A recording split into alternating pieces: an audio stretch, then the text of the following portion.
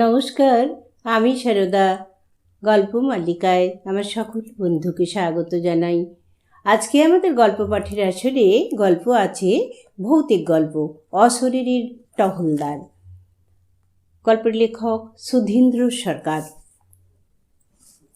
রাম রাম বলতে বলতে রামবিলাস রাইফেল হাতে ঠক ঠক করে কাঁপতে লাগলো। টিগারের আঙুল রেখেও টিপতে পারল না।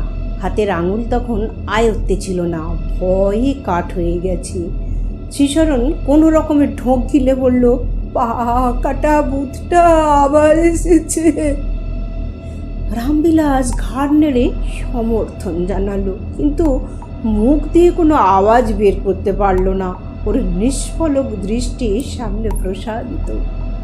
যোধপুর এক্সপ্রেসের টিকিয়াপাড়া রেলইয়ার্ড ছেড়ে ঝিল সাইডিংয়ের কাছে সিগনালে দাঁড়িয়েছিল তখন। সিগন্যাল হলুদ হলেই হাওড়া স্টেশনে ঢুকবে। রেলইয়ার্ড ছেড়ে প্রায় প্রত্যেকটা খালি গাড়ি স্টেশনে ঢোকার মুখে এই সিগন্যালে দাঁড়ায়। আর এইখানেই যত চুরির উৎপাত। ট্রেনের মালপত্র নির্বিবাদে ভেঙে নিয়ে পালায় রাতের অন্ধকারে। রামবিলাসের শ্রীশরণের ডিউটি হলো পাহারা দেওয়া। রেলওয়ে প্রোটেকশন ফোর্স, সংক্ষেপে RPF-এর সেফাই ওরা। টিকিয়াপাড়া রেলইয়ার্ডে ঢোকার মুখে একটা ট্রেনের গুমটি ঘরে বসে থাকে। মাঝে মাঝে আবার টহলে বেরোয়। অবাঞ্ছিত কোনো লোককে তো রেলইয়ার্ডে ঢুকতেই দেয় না, উপরন্তু চোরের উপদ্রব সামলায়।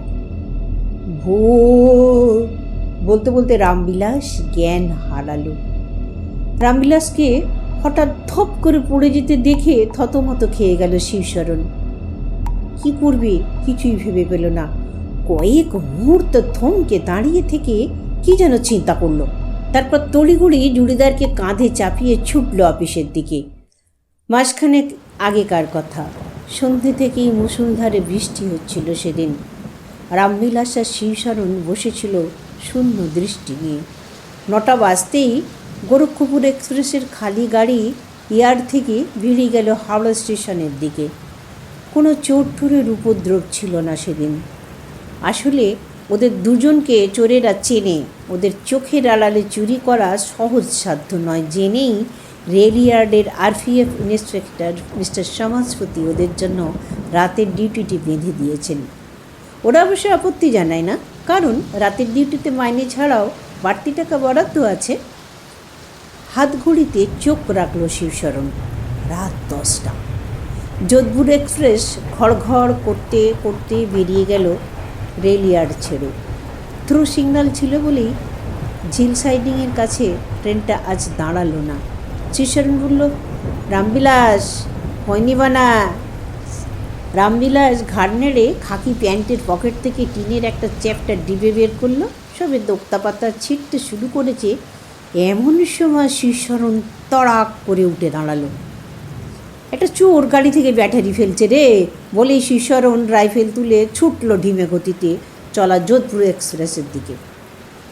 রামবিলাস হাতের দোক্তা চুন ঝেড়ে পিছু নিল। এদিকে চোরটা ততক্ষণের গাড়ির সেল বক্স থেকে একটা ব্যাটারি মাথায় চাপিয়ে ছুটতে শুরু করেছিল ফ্লাইওভারের দিকে। এই ফ্লাইওভারের লাইন দিয়ে গুডস ট্রেন যায়। ফ্লাইওভারের ওপাশে আগে চলতো হাওড়া আমতার ন্যারো গেজের মার্টিন ট্রেন। এখন চলে না, বন্ধ হয়ে গেছে অনেক দিন আগে। তর্সই ছিল না শ্রীশরণের। ছুটতে ছুটতে দাঁড়ালো। সেফটি ক্যাচ তুলে চোখ রাখলো রাইফেলের মাচিতে, কিন্তু টিগার আর টিপতে হলো না। তার আগেই দুরন্ত গতিতে ছুটে আসা মেজদার লোকাল ঝাঁপিয়ে পড়ল চোরটার ঘাড়ে। ইস বলে চোখ বুঝল শ্রীশরণ। কাট গিয়া বলতে বলতে রামবিলাস দৌড়ে গেল। শ্রীশরণ রাইফেলের সেফটি ক্যাচ লক করে ছুটল পিছনে। টর্চের আলো তোরা দেখল চোরটার দুটো পাই মেচেদার লোকাল চাকাতে কেটে গেছে। ব্যাটারিটা ভেঙে টুকরো টুকরো হয়ে ছিটকে আছে চারপাশে। ঝুঁকে দেখল রামবিলাস। গালের কষ বেয়ে রক্ত পড়ছিল চোরটার। দেহে প্রাণের কোনো চিহ্ন নেই। সেই ঘটনার পর থেকেই শ্রীশরণ আর রামবিলাস প্রায় দেখতে পেত। রাতের অন্ধকারে একটা ছায়া মূর্তিকে মাথায় ব্যাটারি চাপিয়ে লাইনের ধারে ঘোরাফেরা করত। ছায়া মূর্তিটার হাঁটুর নিচ থেকে পায়ের অংশ নেই। জ্ঞান ফিরল যখন, রামবিলাস চারপাশে চোখ বোলালো। দেখল অফিসের ভেতরে একটা বেঞ্চিতে শুয়ে আছে। ওর মুখের উপর ঝুঁকে আছে শিবশরণ। শিবশরণ জিজ্ঞাসা করল, এখন একটু ভালো লাগছে তো? রামবিলাস ঘাড় নাড়ল। শিবশরণ ফের বলল, আগেও 3বার পাকাটা ভূতটাকে দেখেছিলিস, তখন তেমন জ্ঞান হারাসনি। রামবিলাস কোনো কথা বলল না, বেঞ্চিতে উঠে বসল। ইন্সপেক্টর সমাজপতি বললেন, তোমরা যদি ভূতের ভয়ে পিছিয়ে যাও তাহলে তো চোরদের আবারও। তাছাড়া রামবিলাস অজ্ঞান হওয়ার খবরটা ছড়িয়ে পড়লে অন্য কোনো সিপাহী রাতিয়ার ডিউটি করতে সাহস পাবে না। মাথা নিচু করে বসেছিল রামবিলাস। শিবশরণ রামবিলাসের পিঠে একটা ঝাঁকুনি দিয়ে বলল, গুমটিতে চল, ডিউটি অফ হতে এখন ঢের দেরি।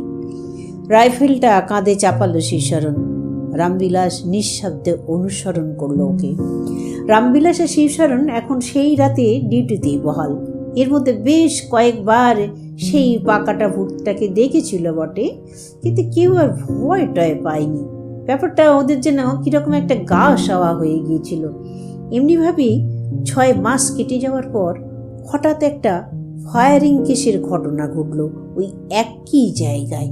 একেবারে একসঙ্গে 2টো চোর মারা পড়ল রাইফেলের গুলিতে। ইদানিং রেলইয়ার্ডের সংলগ্ন এলাকায় চোরের উপদ্রব বেড়ে যাওয়াতে সেন্ট্রাল রিজার্ভ ফোর্সকে পাহারার কাজে লাগানো হয়েছিল।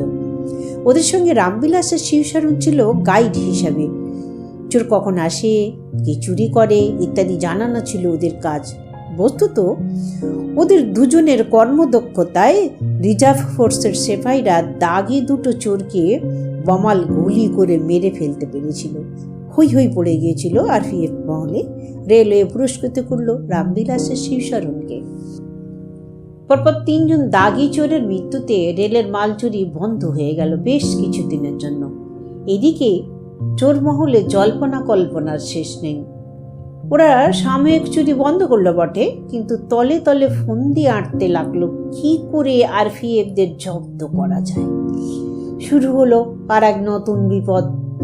ইন্সপেক্টর সমাজপতিও চিন্তিত, কারণ রামবিলাসের শিবশরণের মতো সাহসী সিপাহীরাও রাতের ডিউটি নিতে সাহস পাচ্ছিল না। বাড়তি টাকা ওরা চায় না, চায় নিরাপত্তা। চোরদের সিদ্ধান্তের কথা অফিসে ইনফরমার মারফত পৌঁছেছিল বটে, কিন্তু ওরা দুজনে চোরের ভয় নয়, মাঝরাতে ভূতের উপদ্রব দারুণভাবে বৃদ্ধি পেয়েছে। ফলে কিছুতেই ডিউটি করতে চাইছিল না। পরপর বেশ কয়েকটা রাত ওরা দেখেছিল ভয়ঙ্কর এক দৃশ্য। ফ্লাইওভারের মালগাড়ির লাইনের পাশে সেই পাকাটা অশরীরী মূর্তির সঙ্গে আরও নতুন 2টো ছায়া মূর্তি এসে যোগ দিয়েছিল। রাতের নিকষ কালো অন্ধকার ফুঁড়ে মাঝে মাঝে অশরীরী 3টি তাণ্ডব শুরু করত। কখনো মনে হতো ওরা দল বেঁধে রেলের মাল চুরি করছে, কখনো ট্রেনের পাশে ছুটোছুটি করছে, কখনো আবার শিবশরণ রামবিলাসদের লক্ষ্য করে লাইনের পাথর ছুঁড়তে কসুর করত না। সেন্ট্রাল রিজার্ভ ফোর্সের একজন সিপাহী 3 রাউন্ড গুলি ছুঁড়েছিল একদিন, কিন্তু কোনো মৃতদেহ খুঁজে পায়নি। ঘটনাটা শুনে ইন্সপেক্টর বললেন, আরও কয়েকটা দিন নাইট ডিউটি করো, দেখি কী করতে পারি। ডিউটি অফ করে কোয়ার্টারের ফেরার পথে শিবশরণ রামবিলাসকে জিজ্ঞাসা করল, আগে ছিল 1টা, এখন 3টে, ব্যাপারটা কি বলো তো? ব্যাপার আর কি, রামবিলাস রাম নাম জপতে জপতে বলল, অপঘাতে মরলে তো লোকে ভূত হয়ে ঘোরাফেরা করে। ঠিকই, প্রথমটা কাটা পড়ে, পরের 2টো গুলিতে। শিবশরণ ঘাড় নেড়ে দেয়। উফ, কি ভয়ঙ্কর! মরার পরেও মানুষ স্বভাব চরিত্রের পাল্টাতে পারে না। সত্যি তাই, নইলে মরে গিয়েও ফের চুরি করতে আসবে কেন? মায়া কাটাতে পারেনি বলেই তো। রামবিলাস মনে মনে ঠিক করে ফেলল, শিবশরণ যাই বলুক, এবারের ছুটিতে দেশে যাওয়ার সময় গয়ায় নেমে মৃত চোর তিনটের উদ্দেশ্যে পিণ্ডদান করে আসবে। রাত 3টে, ঘুমটি ঘরে বসে একটু ঝিমুনি এসেছিল রামবিলাসের। রাইফেলটা কোলের উপর রেখে ঢুল ছিল। 4 জন রিজার্ভ ফোর্সের সেপাইকে নিয়ে শিবশরণ বেরিয়েছিল টহলে। রামবিলাস বিশ্রাম নিচ্ছিল দেখে আর ডাকেনি। ঘুমটি ঘরে রামবিলাস একা। জনমানব শূন্য টিকিয়া পাড়া রেল ইয়ার্ডের বাড়তি ট্রেনের বগিগুলো নিশ্চলভাবে দাঁড়িয়ে। একটা ডিজেল শান্টিং ইঞ্জিনের ভ্যাকুম ব্রেকের বাতাস ছাড়ার শব্দের নিস্তব্ধতা মাঝে মাঝে ভাঙছিল। বিস্তীর্ণ অঞ্চল জুড়ে রেল লাইনগুলো পড়েছিল সাপের মতো এঁকে বেঁকে। হঠাৎ রামবিলাসকে চমকে দিয়ে বিকট একটা শব্দ হলো বিস্ফোরণের। ধরফড় করে দাঁড়িয়ে পড়ল ও। চকিতেই রাইফেল হাতে বেরিয়ে এলো ঘুমটির বাইরে। এদিক ওদিক তাকিয়ে দেখল শিবশরণ বা রিজার্ভ ফোর্সের সিপাহীদের কোথাও দেখতে পেল না। কয়েক পা এগোতেই আচমকা ভয় বুকটা কেঁপে উঠল। দেখল পরিত্যক্ত মাটির লাইনের উপাস থেকে ফ্লাইওভারের ব্রিজ ডিঙিয়ে 3টে আবছা ছায়ামূর্তি ছুটে আসছে ওদের দিকে। 3 জনের মধ্যে একজনের হাঁটুর নিচ থেকে পায়ের বাকি অংশ নেই।